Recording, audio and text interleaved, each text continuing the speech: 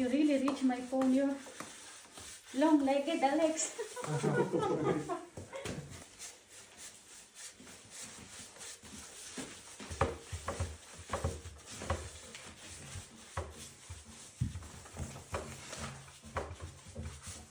I told you, you have to be careful with this here on the side. Ganda. Ang ganda-ganda. Actually, hindi ito dapat kasali sa trabaho namin. Pero napag-isip-isip ko na napakamahal din naman talaga magbayad ng mga pintor or karpintero. Kaya sabi ko kay boss kung pwedeng kami nila yung gagawa. It's looking new now. Very new. It's brand new. But the tables are so heavy, Rihanna. But It's heavy, really. You will die from it if...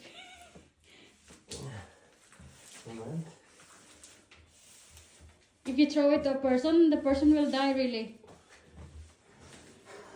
Yeah, I imagine that. Because try to bump it with your knee there. And you're going to, like, you're going to pee on your pants.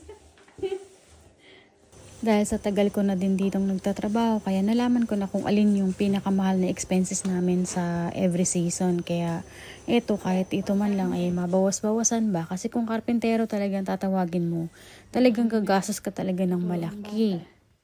Guys, kasi lagi kasing nagkakaroon ng marka kapag yung mga guest na. Tapos ang pangit tignan. So, tapos eto, ilalabas namin to kasi nga may bago na kaming mga store na dumating na yung in-order ko. Ayan, yan yung mga pinaggagawa namin. Here on the next.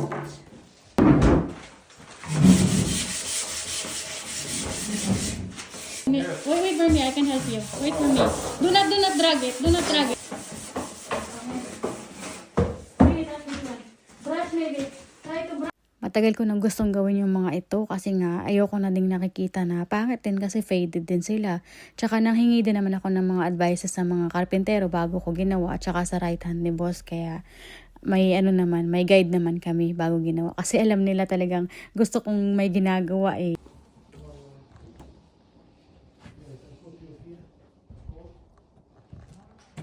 Lilinisin na ito, kaya nilabas ko muna siya.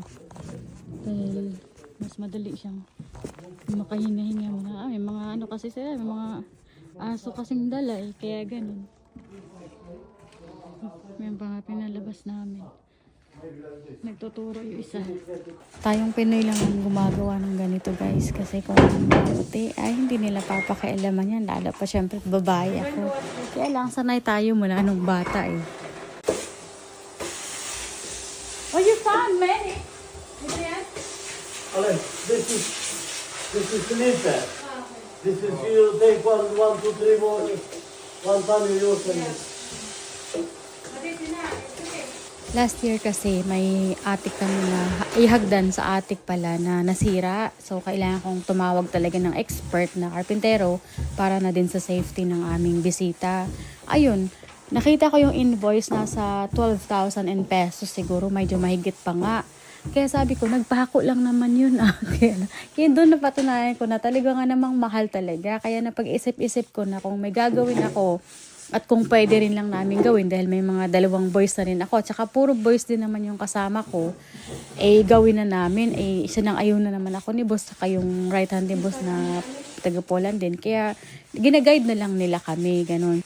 Maswerte talaga ako dito sa dalawang to kasi kasama ko na yan last year. Dito kasi sa Norway guys, walang ma'am at sir ditong ginagamit. May equality dito, pantay-pantay talaga kahit sa trabaho. Kaya kita nyo naman kasama nila ako nagtatrabaho. Kahit maglinis sila at kailangan nila ng tulong, parating nandun ako. Kaya nga unang-una nagtataka yan si Alex. Kaya sabi ko, normal lang talaga yan. Kailangan tulungan ko din kayo para maging teamwork tayo ba? Kaya yata nila nagustuhan dito sa Norway tsaka dito sa trabaho to.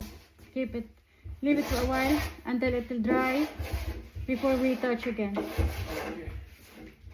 You make sure that you paint it inside as well, huh? You are now a real carpenter, Adrian. No, because you because you are because you are dirty. That's what I mean. Like I lived like 5 years in Sweden. Yeah. Yes. Alex, we're going to take this out also, and then we are going to clean. Alright. But not this time. Not this time. No. Be careful. Here is it. 20 maybe. Yeah. It's good. Baka nagtataka na din kayo guys nga bakit nga sinasabi kong puro lalaki yung magiging kasama ko. Kasi guys, meron akong mga experiences ng 3 to 4 years ago na mga babaeng workers. May mga ano sila may mga behavior na nakaka-stress, yung sumisimangot kahit na wala namang ginagawa sa kanila, yung kapag yata pagod sila. So naisip kong subukan ko yung mga lalaki kung paano yung magiging behavior nila sa ganitong klaseng trabaho. Ayun, successful naman ako na ayun ng mga lalaki kasi napapahiya sila, kaya kapag may sinabi ako, aayusin talaga nila yun, talagang ayaw na nilang maulit, ganun. You finish under here, Alex. Yeah. What about the wool here? You need to finish it as well. You know, this is what I mean. You have to clean it out. Here, oh, you didn't.